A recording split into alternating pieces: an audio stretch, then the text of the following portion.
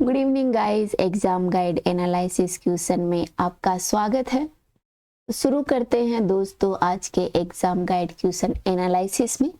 तो आज के पेपर में दिए हुए क्वेश्चन में अपना पहला पेपर है, वनडे क्रिकेट में सबसे तेज 2000 रन बनाने वाले खिलाड़ी कौन बने हैं। तो बताओ कौन है? श्रेयस अय्यर, रोहित शर्मा, शुभमन गिल या विराट कोहली। बताइए कौन है जिन्होंने वनडे क्रिकेट में सबसे ज्यादा तेज रन 2000 रन बनाने का रिकॉर्ड बनाया। तो दोस्तों इसका आंसर है शुभमन गिल। शुभमन जो क्रिकेटर हैं उन्होंने ये अपने नाम रिकॉर्ड किया है। नेक्स्ट क्वेश्चन है, हाल ही में महिला सशक्तिकरण हेतु फिक्की महिला संगठन ने किसके साथ समझौता किया है। तो बताओ फिक्की है उसने सॉरी कौन से यूनिवर्सिटी के साथ समझौता किया है? अलीगढ़, असम, काशी हिंदू या फिर गुरु नानक देव यूनिवर्सिटी। तो दोस्तों हाल ही में जो फिक्की है उसने महिला सशक्तिकरण जो वुमेन एम्पावरमेंट है उसको डेवलप करने के लिए, बढ़ाने के लिए जो गुरु नानक देव यूनिवर्सिटी है, विश्वविद्यालय है, उसके साथ समझौता किया है। दोस्तों क्या फिक्की के बारे में जानते हैं, ये क्या है क्या कुछ नहीं है? तो बात कर लेते हैं फिक्की के बारे में। गाइस फिक्की की स्थापना की गई थी 1927 में। कब की गई थी? 1927 को, अपने स्वतंत्रता संग्राम के दौरान, जब भारतीय स्वतंत्रता की बातें चल रही थी उस दौरान इसकी स्थापना की गई थी। ठीक है, इसकी स्थापना की थी महात्मा गांधी की सलाह पर घनश्याम दास बिड़ला और पुरुषोत्तम दास ठक्कर ने। ठीक है, किसने की थी? दो लोगों ने की थी, घनश्याम दास बिड़ला ने और पुरुषोत्तम ठक्कर ने की थी महात्मा गांधी के कहने पर 1927 में। ठीक है दोस्तों, federation of India chamber of commerce and limited है, वो भारत का सबसे बड़ा और सबसे पुराना सर्वोच्च व्यापारिक संगठन है। ठीक है, ये ओल्डेस्ट बॉडी है भारत की व्यापार के क्षेत्र में। दोस्तों वर्तमान में इसका हेडक्वार्टर है वो अपने न्यू दिल्ली में है। ठीक है, फिक्की नेटवर्किंग और सर्वसम्मति से सभी क्षेत्रों में निर्माण के लिए एक मंच प्रदान करता है और भारतीय उद्योग, नीति निर्माताओं और अंतर्राष्ट्रीय व्यापार समुदाय के लिए एक महत्वपूर्ण स्थान भी है। दोस्तों फिक्की है वो भारत का सबसे पुराना और सबसे ओल्डेस्ट व्यापार का जो शीर्ष संगठन है। इसका इतिहास स्वतंत्रता के लिए भारत के संघर्ष, इसके औद्योगिकरण और इससे तेजी से बढ़ती वैश्विक अर्थव्यवस्थाओं में से एक के रूप में इसके उद्भव के साथ निकटता से जुड़ा हुआ है। ठीक है, अर्थात इसका जो स्थापना का जो इतिहास है वो अपनी स्वतंत्रता संग्राम से जुड़ा हुआ है, जो वर्ल्ड में जो भारतीय इकोनॉमी है उसका सपोर्ट करने के लिए, औद्योगिकरण करने के लिए भारतीय इकोनॉमी का, उस पर जुड़ा हुआ है। दोस्तों ये एक नॉन गवर्नमेंटल ऑर्गेनाइजेशन है, इसके साथ ही नॉन फॉर प्रॉफिट ऑर्गेनाइजेशन है, अर्थात गैर लाभकारी और गैर सरकारी संगठन है। दोस्तों यह नीति को प्रभावित करने के लिए बहस को प्रोत्साहित करता है, नीति निर्माताओं तथा नागरिक समाजों के साथ जुड़ने तक यह उद्योगों के विचारों और चिंताओं को मुख्य रूप से स्पष्ट करता है। दोस्तों यह निजी और सार्वजनिक कॉरपोरेट क्षेत्र और बहुराष्ट्रीय कंपनियों के अपने सदस्यों की सेवा करता है, जो राज्यों में वाणिज्यिक और उद्योगों के विभिन्न क्षेत्रीय मंडलों से अपनी ताकत को खींचता है। गाइस 2,50,000 से अधिक कंपनियां तक यह अपना लाभ पहुंचाता है। नेक्स्ट क्वेश्चन है, हाल ही में किस देश ने भारत को मुफ्त पर्यटक वीजा प्रदान किया है? तो बताइए कौन सा देश है? इजराइल है, मालदीव है, श्रीलंका या फिर बांग्लादेश है जिसने भारत को मुफ्त में पर्यटन वीजा प्रोवाइड करवाया है?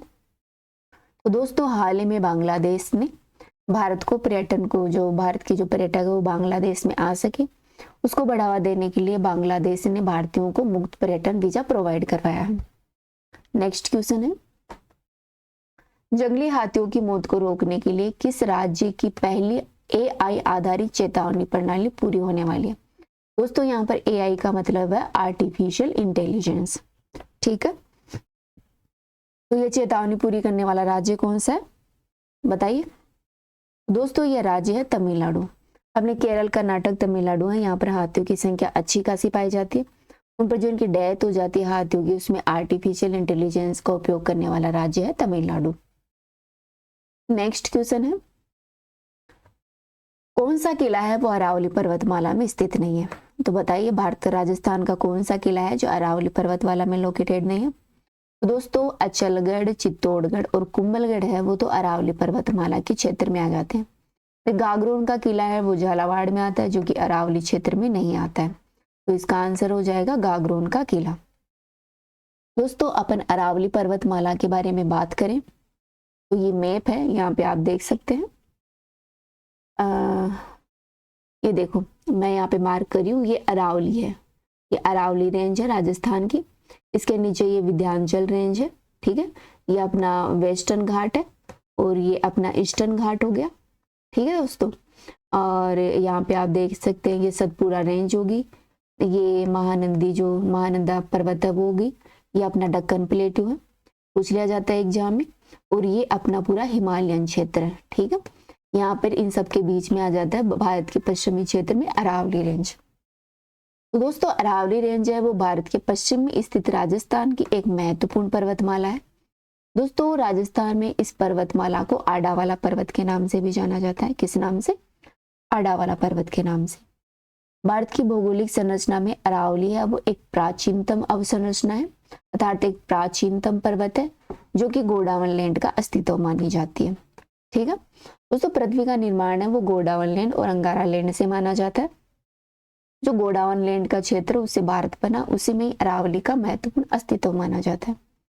गाइस ये संसार की सबसे ओल्डेस्ट पर्वतों में से एक है, जो कि राजस्थान के उत्तर से दक्षिणी क्षेत्र की ओर फैली हुई है। ध्यान रखना ये जो इसका पूछ लिया जाता है, मैं एक बार रेजर ले लेती हूँ।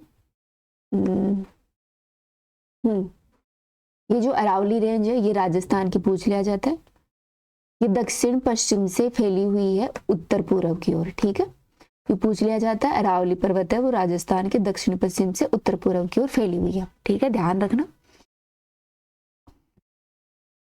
दोस्तों इसकी अरावली की उत्पत्ति है वो प्री कैम्ब्रियन युग से मानी जाती है। कौन से युग से? प्री कैम्ब्रियन युग से मानी जाती है इसकी शुरुआत। अरावली पर्वत का सर्वोच्च पर्वत शिखर है वो सिरोही जिले में गुरु शिखर में है, जो कि राजस्थान की सबसे बड़ी ऊंची चोटी है, ठीक है। तो पूछ लिया जाए एग्जाम में कि जो अरावली का सबसे ऊंचा शिखर पर्वत कौन सा है, तो उसका नाम गुरु शिखर है, जो कि अपने माउंट आबू सिरोही में लोकेटेड है। इसकी ऊंचाई 1722 किलोमीटर है। यह राजस्थान की सबसे ऊंची चोटी है, जो कि सिरोही जिले में स्थित है। राजस्थान का सिरोही जिला है, वहां पर ये है। दोस्तों अरावली पर्वतमाला का जो आसपास का क्षेत्र है वहां पर जो एक महत्वपूर्ण ट्राइब रहती है उसका नाम है भील। भील जनजाति यहाँ पर मुख्य रूप से रहती है। इस पर्वतमाला की 770 मिलियन वर्ष पुरानी आयु मानी जाती है। दोस्तों ये एक अवशिष्ट पर्वत है। पूछ लिया जाता है कि अरावली पर्वतमाला एक नवीन पर्वत है, अवशिष्ट पर्वत है या फिर ज्वालामुखी पर्वत है? तो ध्यान रखना अरावली है वो एक अवशिष्ट पर्वतमाला है। इसकी कुल लंबाई है वो 692 किलोमीटर है, ठीक है दोस्तों। यह पालनपुर गुजरात से शुरू होती है और रायसीना की पहाड़ी दिल्ली है वहां तक फैली हुई है। महत्वपूर्ण लंबाई है इसकी, ध्यान रखना ये एक अवशिष्ट पर्वत है। इसकी कुल लंबाई 692 किलोमीटर है और ये गुजरात के पालनपुर से शुरू होती है और उत्तर पूर्व की ओर फैली हुई है।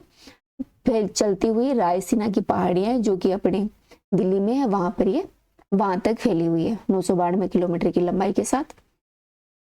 दोस्तों इसका राजस्थान में विस्तार देखें तो राजस्थान में लगभग 80% क्षेत्र पर इनका विस्तार है, अर्थात 79.49% ये क्षेत्र पर फैली हुई है। राजस्थान में लगभग ये 550 किलोमीटर क्षेत्र को कवर करती है। दोस्तों यह जो पहाड़ी है जो रायसीना तक अरावली पर्वत फैली हुई है। रायसीना की पहाड़ी पर दिल्ली का राष्ट्रपति भवन भी बना हुआ है, तो ध्यान रखना दिल्ली का राष्ट्रपति भवन है वो अरावली रेंज की जो पहाड़ी है रायसीना उस पर बना हुआ है। दोस्तों अरावली की औसत ऊंचाई है वो 930 मीटर है। एनसीईआरटी में से 1000 मीटर बताया गया है। दोस्तों अरावली के दक्षिण की ऊंचाई ज्यादा है और चौड़ाई भी सर्वाधिक है। तो पूछ लिया जाए कि अरावली की सर्वाधिक ऊंची चोटियां और चौड़ाई ऊंचाई कहाँ है, तो वो दक्षिण में। अरावली में दक्षिण की ऊंचाई चौड़ाई ज्यादा है जबकि उत्तर में इसकी ऊंचाई चौड़ाई घट जाती है। यह उत्तर भारत की एक महत्वपूर्ण पर्वतमाला है। दोस्तों इसकी राजस्थान में बात करें तो यह राजस्थान में पूर्वोत्तर क्षेत्र में 550 किलोमीटर लंबी है। कितने क्षेत्र में फैली हुई है? राजस्थान के पूर्वोत्तर में है जो कि 550 किलोमीटर क्षेत्र में फैली हुई है, अर्थात राजस्थान में इसकी लंबाई है 550 किलोमीटर जो कि 79% क्षेत्र पर फैली हुई है। और ये पहाड़ी चट्टानें यहाँ पर महत्वपूर्ण रूप से अपना स्थान रखती है। दोस्तों यह पर्वतमाला 2 भागों में विभाजित है। अरावली पर्वतमाला को 2 भागों में बांटा गया, सांबर सिरोही पर्वतमाला और सांबर खेतड़ी पर्वतमाला। दोस्तों जो सांबर सिरोही पर्वतमाला है उसका सबसे ऊंचा पर्वत माना जाता है गुरु शिखर को, जो कि अपने माउंट आबू में स्थित है, जिसकी ऊंचाई 1722 मीटर, जो कि राजस्थान की सबसे ऊंची चोटी है। वही सांबर खेतड़ी पर्वतमाला है वो तीन विभिन्न कच्छकों में बटा हुआ है। दोस्तों अरावली पर्वतमाला है वो प्राकृतिक खनिजों का भंडारण है। यहाँ पर बहुत से प्राकृतिक खनिज पाए जाते हैं, जैसे कि तांबा, सीसा, जस्ता, और अपने तांबा, सीसा, जस्ता जो मुख्य रूप से पाया जाता है। इसके साथ लोहा, अयस्क, बॉक्साइट आदि जो संसाधन है यहाँ पर प्राकृतिक रूप से पाए जाते हैं। इसके अलावा अरावली पर्वतमाला एक अपना महत्वपूर्ण स्थान ये रखती है कि जो सहारा का मरुस्थल है जो पश्चिमी की ओर है, राजस्थान के पश्चिमी, उसके पश्चिमी विस्तार को रोकती है ताकि वो पूर्व की ओर बढ़े ना। तो ये मरुस्थलीकरण के जो प्रसार हो रहा है उसको रोकने में भी महत्वपूर्ण योगदान देती है। गाइस अरावली पर्वतमाला का पश्चिमी भाग है उसे मारवाड़ क्षेत्र के नाम से जाना जाता है, वहीं इसके पूर्वी भाग को मेवाड़ क्षेत्र के नाम से जाना जाता है। ठीक है, अरावली का पश्चिमी भाग है उसे राजस्थान में मारवाड़ कहते हैं और पूर्वी भाग को मेवाड़ कहते हैं। दोस्तों अरावली पर्वतमाला से राजस्थान की कुछ महत्वपूर्ण नदियां निकलती है। महत्वपूर्ण नदियों में बात करें तो यहाँ से निकल जाती है बनास, लूनी, साखी और साबरमती। ये महत्वपूर्ण नदियां हैं जो कि अरावली से निकलती है। कौन कौन से निकलती है? बनास, लूनी, साखी और साबरमती। गाइस इस पर्वतमाला में केवल दक्षिणी क्षेत्र में सघन वन पाए जाते हैं और अन्य क्षेत्र पर यहाँ पर विरल वन पाए जाते हैं और ये पथरीला और रेतीला क्षेत्र है। ठीक है, राजस्थान की ये महत्वपूर्ण भारत की सबसे प्राचीन पर्वतमाला है। नेक्स्ट क्वेश्चन के बारे में देखते हैं। अगला क्वेश्चन है मध्य प्रदेश के किस जिले में मुख्य रूप से तांबा निकाला जाता है? तो बताओ मध्य प्रदेश में मुख्य रूप से तांबा कहाँ निकलता है? तो दोस्तों मध्य प्रदेश का एक महत्वपूर्ण क्षेत्र है बालाघाट क्षेत्र। यहाँ पर बहुत से खनिज मिलते हैं, यहाँ पर मुख्य रूप से तांबा निकाला जाता है, बालाघाट क्षेत्र मध्य प्रदेश का। सेकंड क्वेश्चन है बौद्ध संघ में सम्मिलित होने के लिए न्यूनतम आयु सीमा कितनी थी? दोस्तों बुद्ध द्वारा स्थापित बौद्ध संघ में शामिल होने के लिए बुद्ध ने कुछ नियम बनाए थे, उसमें शामिल होने की उन्होंने न्यूनतम आयु डिसाइड की थी। बताओ कितनी थी? 12, 14, 15 या फिर 17? तो उन्होंने न्यूनतम आयु डिसाइड की थी 15 वर्ष। ठीक है, अगर किसी नागरिक को बौद्ध संघ में शामिल होना था तो कम से कम 15 साल का तो होना ही चाहिए। नेक्स्ट क्वेश्चन है गांधी इरविन समझौते पर किस वर्ष हस्ताक्षर किए गए? तो दोस्तों जो अपना इंडिपेंडेंस जो मूवमेंट चल रही थी, स्वतंत्रता संग्राम वाले जो आंदोलन चल रहे थे, उस दौरान एक महत्वपूर्ण समझौता हुआ था गांधी इरविन समझौता, जो कि 5 मार्च 1931 को हस्ताक्षर हुआ था। इसमें 5 मार्च 1931 को हस्ताक्षर किए गए थे, साइन किए गए थे।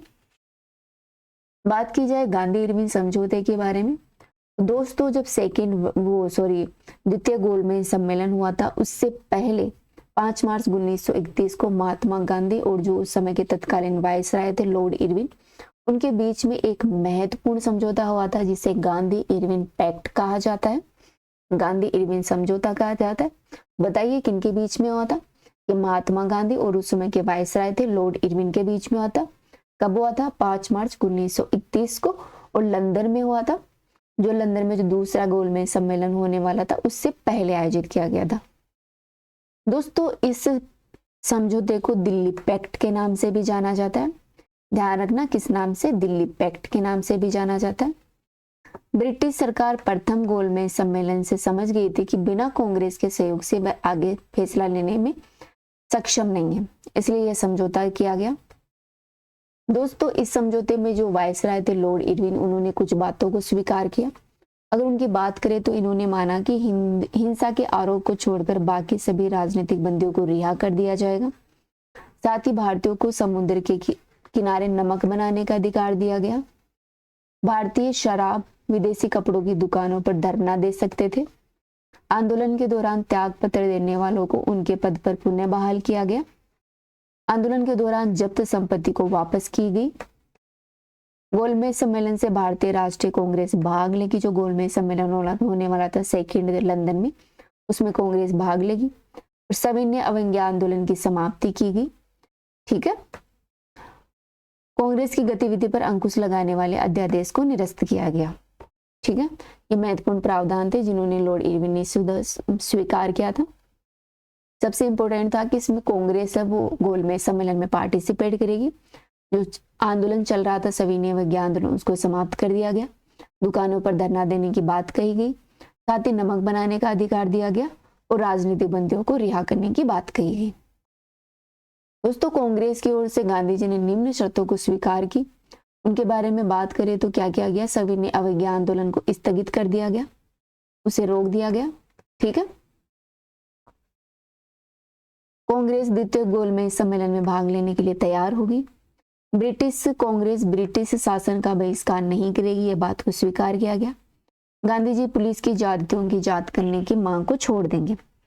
दोस्तों, जो गांधी इरविन समझौता है, it is very important fact Bharat के लिए, क्योंकि इस समझौते में क्या हुआ था कि भारत को पहली बार ब्रिटिश सरकार ने समान रूप से अधिकार दिया था, अर्थात भारतीयों को समानता का स्तर दिया था, अपने इक्वल समझा था ब्रिटिश सरकार ने पहली बार। तो ध्यान रखना, ये गांधी इरविन समझौता था। दोस्तों, गांधी इरविन समझौते को स्वीकृति देने वाला कांग्रेस का कराची अधिवेशन था, जो कि हुआ था 29 मार्च 1931 को। कब हुआ था? 29 मार्च 1931 को कराची अधिवेशन हुआ था, जिसमें गांधी जो इरविन समझौता हुआ था 5 मार्च 1931 को, उसको स्वीकृति प्रदान की गई। ध्यान रखना, इस कांग्रेस अधिवेशन के अध्यक्ष थे सरदार पटेल, सरदार वल्लभ भाई पटेल। इससे 6 दिन पहले ही दोस्तों भगत सिंह, जगत गुरु और सुखदेव को फांसी दे दी गई थी। 3 लोगों को, भगत सिंह, राजगुरु और सुखदेव को फांसी दे दी गई थी। दोस्तों, लोगों में रोष था कि गांधी जी जो इनको फांसी दी गई थी उसको रोक सकते थे, लेकिन उन्होंने ऐसा किया नहीं किया। इसलिए गांधी का इस समझौते को लेकर जनता में रोष की भावना थी गांधी जी के प्रति, और गांधी जी के इस समझौते का जनता ने विरोध भी किया था। दोस्तों, कराची अधिवेशन में जो प्रस्ताव पास किए गए उनके बारे में बात करें तो किसी भी तरह की राजनीतिक हिंसा का समर्थन न करने की बात दोहराते हुए कांग्रेस ने जो ये क्रांतिकारी थे सुखदेव, राजगुरु और भगत सिंह, उनकी वीरता और बलिदान की प्रशंसा की।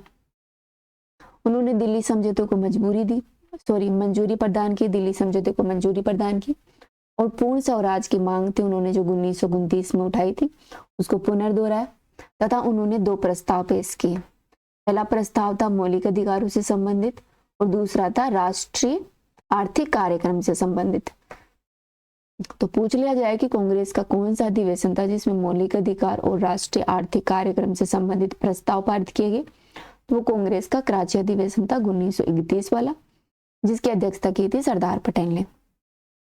दोस्तों, इसमें रखे गए मौलिक अधिकारों की बात करें कि कांग्रेस ने क्या मौलिक अधिकारों की बात की, तो उन्होंने कहा कि अभिव्यक्ति और प्रेस की स्वतंत्रता दी जाए, संगठन बनाने की स्वतंत्रता दी जाए, सार्वभौमिक वयस्क मताधिकार के आधार पर चुनाव में स्वतंत्रता हो, सभा और सम्मेलन आयोजित करने की स्वतंत्रता, जाति, धर्म, लिंग इत्यादि से हटकर कानून के समक्ष समानता का अधिकार, सभी धर्मों के प्रति राज्य अपना तटस्थता का भाव रखे, निःशुल्क और अनिवार्य प्राथमिक शिक्षा की गारंटी दी जाए, साथ ही अल्पसंख्यकों और तथा विभिन्न भाषाई क्षेत्रों की संस्कृति, भाषा, लिपि की सुरक्षा की गारंटी भी प्रदान की गई।